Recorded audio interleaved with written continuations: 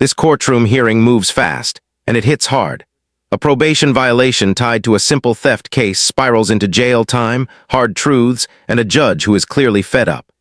What started as a stolen wallet worth $180 turns into months of missed reporting, broken trust, and a defendant who disappeared until a warrant brought her back.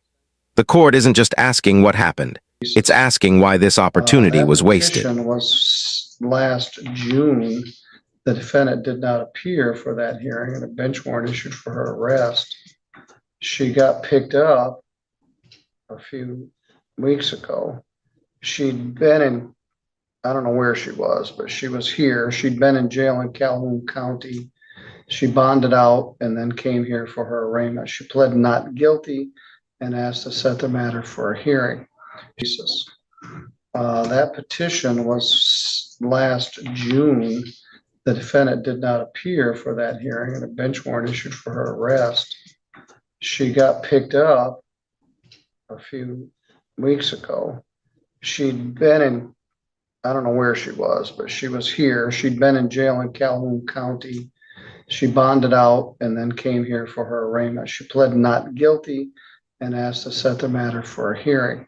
She's here with her original attorney, Jordan Harden. Your Honor, I was not the attorney in the underlying case. Oh, you weren't? No, I was not on a contract at that time. Oh, well, all right. You're counsel now. I don't know who was your original attorney. Do you remember who your original was? I didn't have one here. All right. Okay. Well, Ms. Harden, what does your client wish to do? Thank you, Your Honor. I did have a phone conference with my client a couple weeks ago, as she does live quite a distance away from Centerville and in the Mendon area. Discussing the allegation of the petition, she is willing to make an admission today. All right. Let me put Ms. Strong in the break dancing room, and then we'll. Ms. Harden, I'm sorry I interrupted you. No, you're fine. The indication or the intention of my client today is that she's going to make an admission to the allegations in the petition, which was violation of Article 3, failing to report. Well, let's talk about that. Let's talk about the status report. Her last report was April of 2024, and then we just lost track of her. So Ms. Moeller, would you acknowledge you failed to report since April of 24 until you got picked up in Battle Creek in August of 25? I do, Your Honor. What happened? I ended up moving to Bay City, Michigan to attempt to take care of my mother and my stepdad, and just with the multitasking, it just wasn't a priority when it should have been. When you got arrested in Calhoun County, did you get charged with anything there, or they just arrested you on our warrant? On the warrant. How'd you happen to be in Battle Creek? Well, I was coming down to deal with my daughter and actually come here and deal with some things, trying to get things squared away in St. Joe County so that I don't have to do the 3-hour drive. Well, I put you on probation because I felt there was a drug issue here, and I also wanted to have enough time to get restitution paid to the man whose wallet you took. But I wasn't very successful at that. Ms. Kiefer, what's your recommendation here? Well, initially she has 20 days of deferred time. This type of violation doesn't warrant 20 days. She served 4 days in Calhoun County that I verified. She unfortunately hasn't paid any fines and costs at all in this case. So my recommendation is for the 4 days of time served for her to pay the $325, which removes the oversight fees of probation and revoke from the probation. Ms. Harden, having that in mind, what would you like to say to that? Your Honor, we were going to ask for the court to consider her circumstances. I was not aware of the time she'd done in Calhoun County, so the recommendation for time served and just pay the remainder of that restitution and court costs, we would ask the court to adopt that recommendation from Ms. Kiefer.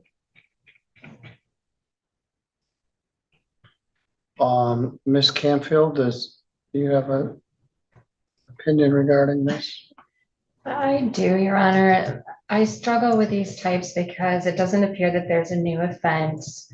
or any criminal conduct, at least that we're aware of, that would have brought her before Calhoun County or this court again.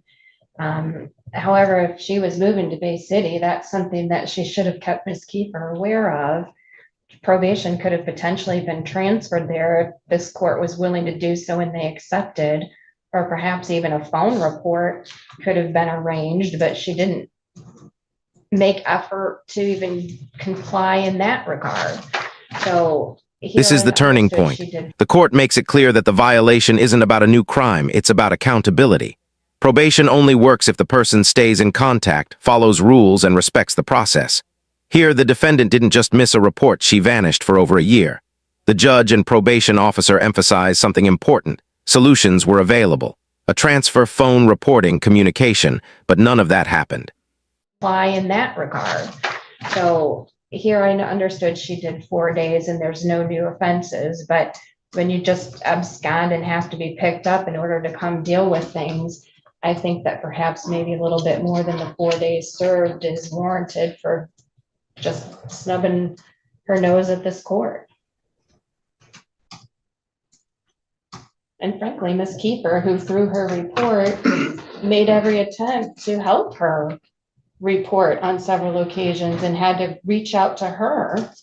She failed to report in March of last year. She reported in April and not thereafter. So, I mean, she was giving her the benefit of the doubt and she didn't give the same respect back to this court or Ms. Kiefer. Yes. Let me bring Ms. Strongest back. To back all the way up, this crime offended my sensibilities. This handicapped man left his wallet in a cart at Myers. You took it. You lied about it. You minimized it and took his money. Mr. Roll left his wallet in one of the motorized carts. He was with his healthcare worker. He had $180 plus all his ID, which by the way, has never been recovered. That's a huge pain to lose your driver's license, your credit cards, your social security information, your insurance. So they watched the footage and they saw you take his wallet. First you said you didn't take the wallet, then you said you did take the wallet and you gave it to a Walmart employee in the parking lot, which you didn't. You took his wallet and left and kept his money and all his identification. I thought you got a huge gift when I put you on this probation. I wanted to get the guy's money repaid. You repaid us by doing zero. And then interesting, when it comes time to get out of jail, you come up with money to post a surety bond. You can't pay 1 cent to us or to this man's restitution, but when it comes the difference of you sitting in jail and getting out, you come up with enough cash money to post a surety bond. So you deserve more than 4 days in jail. You deserve what I ordered in the first place. As I said, this offended me right from the get-go. My judgment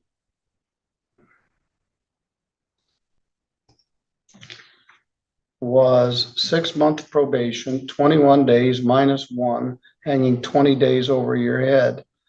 You were supposed to pay restitution and court costs and other expenses, of which you paid none. I also barred you from Walmart for a year. So having said all that, what would you like to say to me? First, I apologize to the courts and probation for having life problems. As of September 9th or September 10th, I am now working.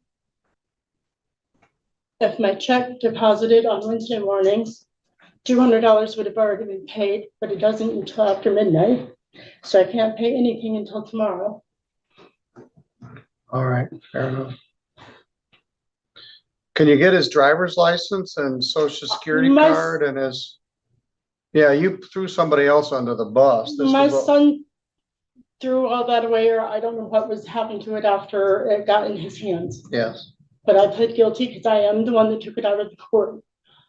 The cart there at Walmart. well, yeah, you did. Well, my son's also 39 years old at the time. Yeah, you got very little responsibility for this. The more you say, the more I want to give you the balance of 21 days in jail. I would appreciate not, Your Honor. I have a Yes. mother and stepdad that I need to provide care for. Yes, I'm gonna order. You spent 1 + 4, 10 days in jail, credit 5, leaving 5 days to serve. I'm waiving all your fines and costs except a $200 restitution. You're going to jail right now. I have, You can go for 90 days. The final ruling is firm and unforgiving. 5 days in jail, immediate custody, restitution ordered, and probation effectively ends in failure. The judge makes it clear this wasn't just about money. It was about lying, minimizing harm, and disrespecting both the victim and the court. A disabled man lost his wallet, his ID, and his security because of one choice, and the court was not willing to excuse that.